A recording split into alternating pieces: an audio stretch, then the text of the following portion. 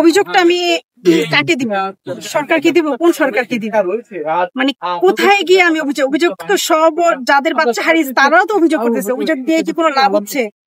কোনো লাভ হচ্ছে না। তারপর অভিযোগ এইটুকু দিব যে আমাদের দেশের এই যে প্লেন গুলো, যুদ্ধ বিমান গুলো, এই যে এগুলো যে ট্রেনিং গুলো, এগুলো আমাদের এইগুলো এরিয়া দিয়ে না নেওয়াই ভালো। এগুলো যাবে হয়তো যেখানে খালি মাঠ, পানির উপর দিয়ে ওই ট্রেনের। আজকে যদি এই জিনিসটা পানির উপর দিয়ে করতো তাহলে হয়তো বা কিছু পানিতে ফেলতে পারতো।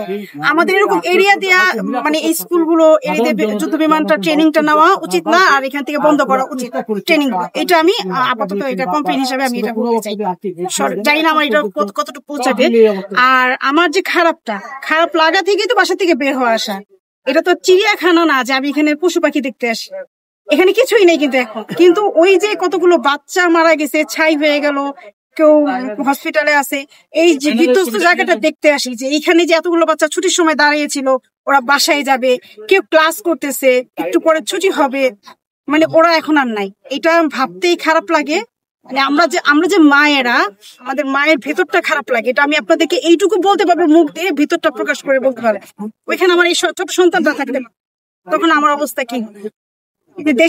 দেশের কিন্তু এগুলো গর্ব ছিল, যে বাচ্চাগুলো ছিল, এগুলো দেশের একটা সময় গর্ব হয়ে দাঁড়াতো। গর্বগুলো আজকে নাই হয়ে গেল চিরতরে। আরেকটি বিষয় হচ্ছে যে আমরা যদি সোশ্যাল মিডিয়ায় একটা বিষয় লক্ষ্য করতে, যে এই স্থান দিয়াবাড়ি আজ থেকে যদি 10-15 বছর বা 20 বছর কথা চিন্তা করি, তাহলে এই স্থানটিতে সম্পূর্ণভাবেই এত বসতি ছিল না।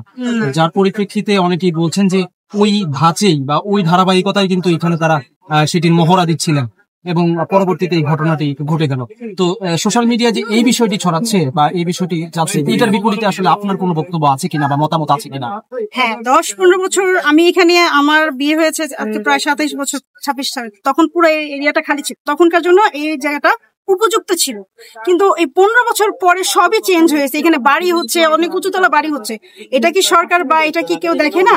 তখন তো এখান থেকে পরিকল্পনাটা নিয়ে যাওয়া উচিত ছিল, যে না আমরা অন্য জায়গায় করবো। এয়ারপোর্টটা তো অনেক বড়, যুদ্ধ যেখানে মানে বিমান ট্রেনিং করে ওই জায়গাগুলো অনেক বড়। সেখান থেকে আরো কিছু স্পেস তৈরি করা ছিল, যে আমাদের এরিয়া গুলোতে আমরা ট্রেনিং দিই।